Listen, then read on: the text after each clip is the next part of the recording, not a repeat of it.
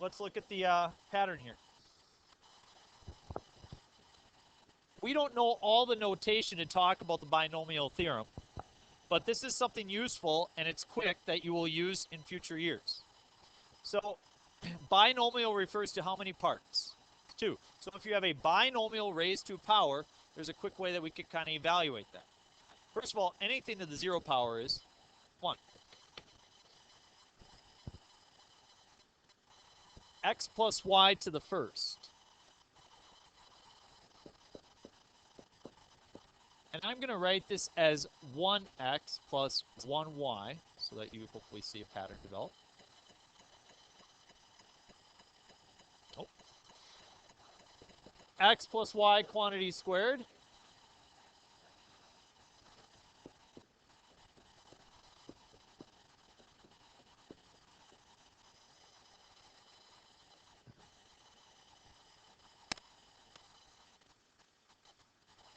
X plus y to the third. Better multiply this one out, huh? It would be x plus y times x plus y squared. We already know what x plus y squared is, correct? Let's multiply this out. We got x plus y times, whoop. Connor is correct. We're going to get x cubed, but we got x plus y times x squared plus 2xy plus y squared. I distribute. I get x to the third. 2x squared y, xy squared, x squared y, 2xy squared, and y to the third. Right? Let's combine some like terms. How many x to the thirds do I have? 1 x to the third plus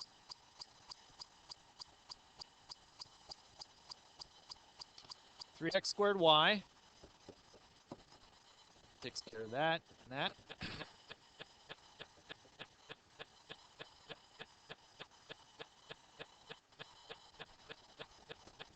Very good, Garrett. 3xy squared.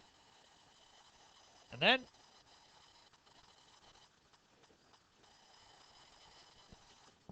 now it sure would be a shame if I had to multiply that out for say x plus y is 7th, wouldn't it?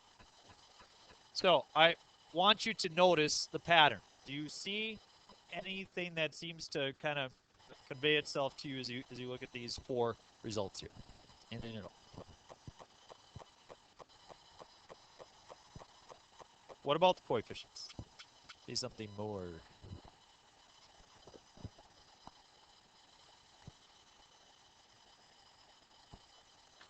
Okay, I only have one number here, correct? So the second number would be, say, 0. 1 plus 0, times to the 0 power. Here I have 1 plus 1. Okay, 1 first power. Here, 1 plus 2, second power. Here, 1 plus 3, third power. The second coefficient is always the same as the power. The first coefficient is always 1. The last coefficient is always 1. Look at these, okay? This is the most important part that you see for today. X to the third, y to the what? Y to the 0. We didn't write y to the 0, did we? X to the third, y to the 0. Then we decrease the x exponent by 1, and we increase the y exponent by 1. So you have x squared y, x, y squared, x to the 0, y to the third. So as you look here, what do the powers of each term add up to? 3, right? So let's at least get the basis of x plus y to the 7th. See if you can guess. If you have x plus y to the 7th, what is going to be the very first term that you're going to have? X to the 7th.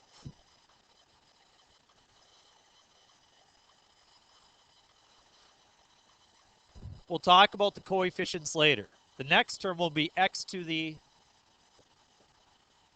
y to the first.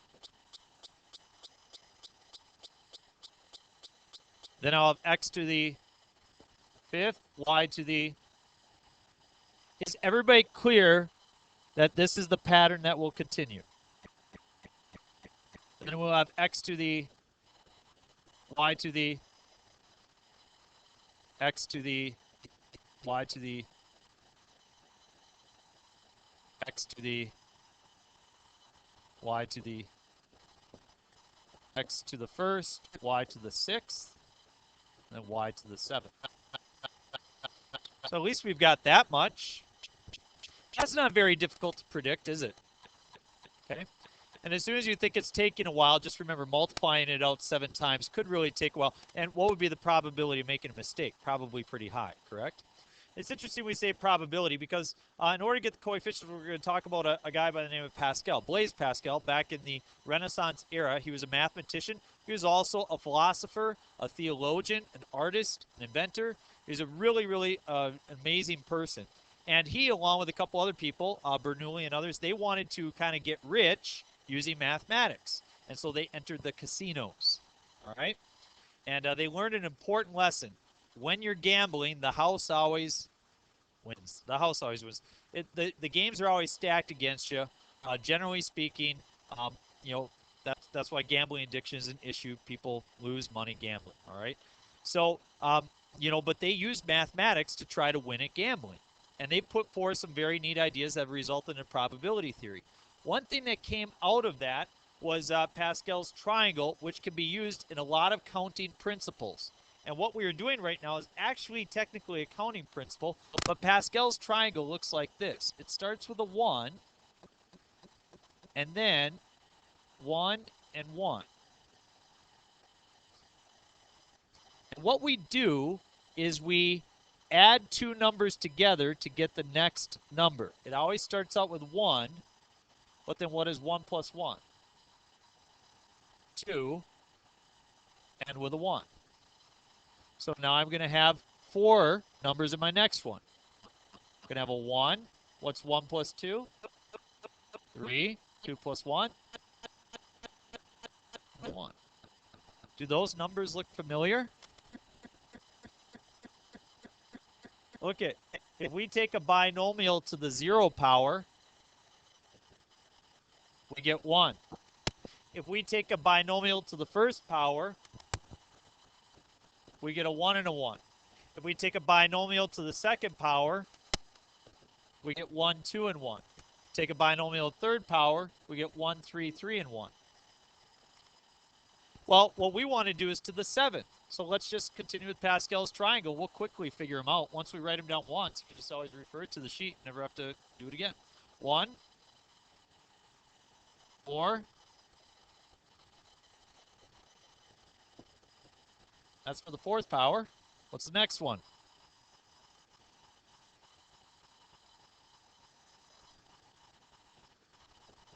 Thank you.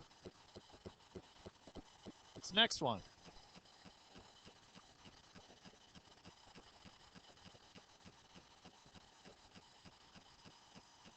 You can come in. Yes. Okay. We'll probably pick up with this. Where do the sheets go? Quick do 7th and 8th on your own.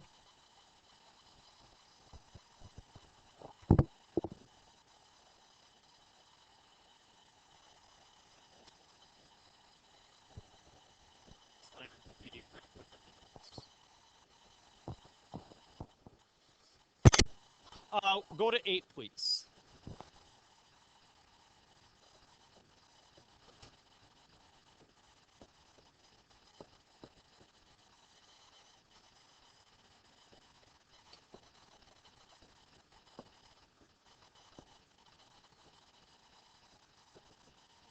Okay, there we go. So what we know now is the coefficients. If you notice, the first coefficient and the last coefficient are always 1. The second and the second to the last coefficient are the same as the power, correct? After that, you simply have to look back and find out what they are. We have 1x to the 7th plus 8x to the 6th y plus 28x to the 5th y squared plus 56x to the 4th y to the 3rd. Oh, I'm doing 7th. I only did that because we're going to do 8th power later on. Okay. 7, 21, 35, 35, 21, 7, and 1.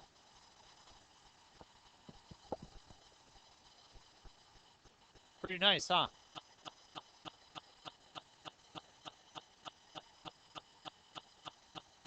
You weren't smart enough to learn it last year. Now you are. The context in which you use it. For example, last year you were learning to multiply polynomials. You were learning to do that, multiply it out 5 times. You now know how to do that, correct? So to save time for bigger problems that will come up, you're going to use this. But when you use this, it's always in context of something larger. So we're going to be doing a problem. This won't be the only problem that you do. You'll be in the context of a more difficult problem. Okay. So for example, Emerald and Taylor and Matt, you guys ever use Pascal's triangle? Yeah. Yep. It comes up every once in a while, but it's always in context of calculus problems, correct? And it does make life a little bit shorter sometimes, doesn't it? But do I ever ask you just multiply yourself 5 times? No. No. Okay. All right. Let's try an easy problem. X plus y to the 5th. I'm going to get x to the what? 5th, x to the 4th y, x to the 3rd y, x squared y to the x, y to the 4th, and y to the 5th. Got my variables. Now just plug in the coefficients.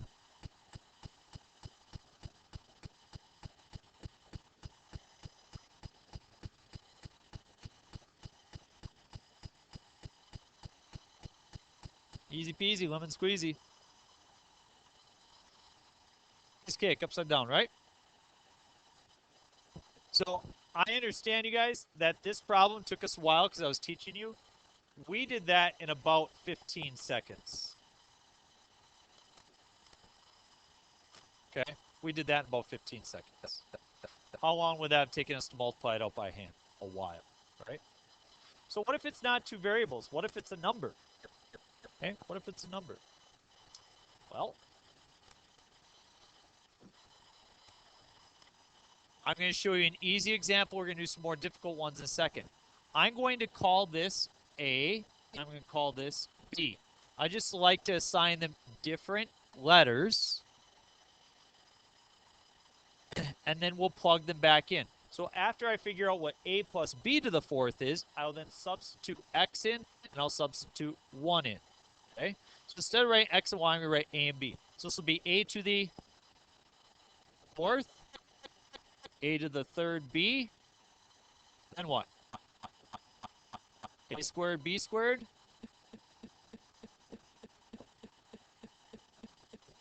Right? What are my coefficients? I know I have 1, and since it's to the 4th, I have a 4. Yep, so 6 is really the only one you got to remember in the middle. That was easy. So that's kind of the frame of the problem. Only now, let's plug in X for A, and let's plug in 1 for B. If I plug in X for A, I get X to the 4th. Now, I have a chance finally to plug in 1. Well, this is just 1, right? You're just going to get 4x to the 3rd. What's 1 squared? 1. So we just get 6x squared. What's 1 to the 3rd? 1. So we just get 4x.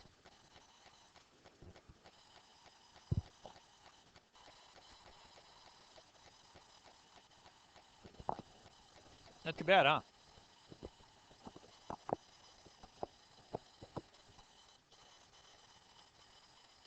Okay, flip it over.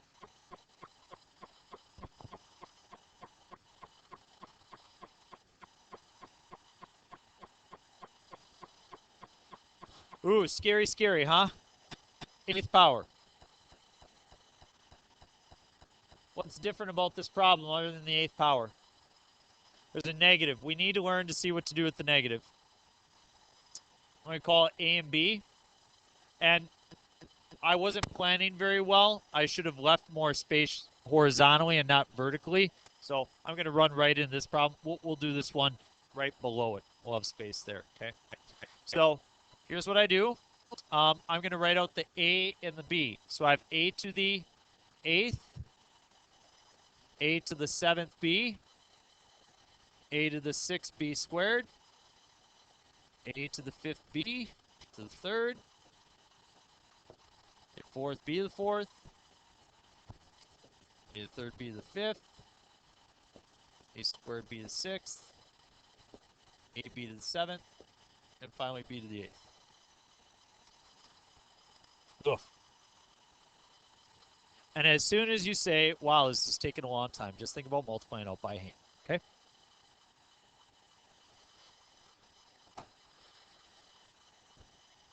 What are my coefficients?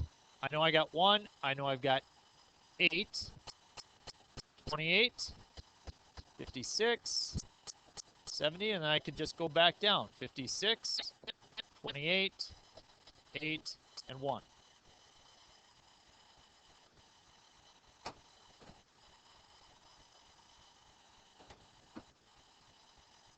So now let's think about what happens here. I plug in x for a, so I get what? X to the 8th plus, whoop, I'm sorry. Now, if we plug in, b is not y, but b is negative y. If you put a negative y in for b, is the result of this going to be positive or negative? So we have a minus 8 x to the 7th y. Because you multiply by a negative y. That b was a negative y. Look at the next one. B squared. When you square a negative y, what are you going to get? A positive y squared. Oh, shouldn't write a. X to the 6th y squared. Yes.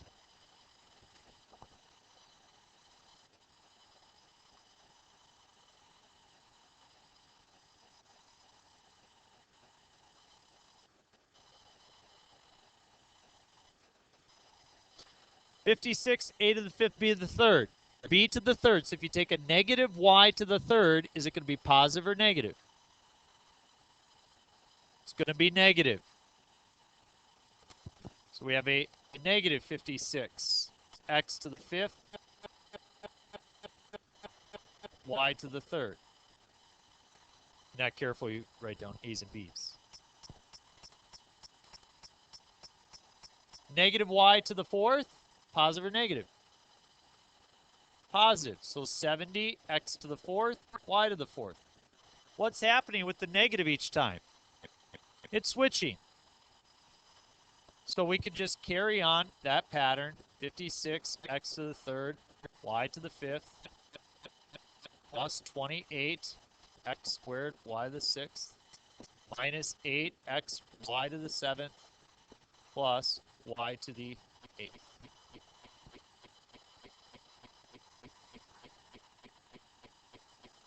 Here's what I want you to do. By the way, you really don't have an assignment tonight.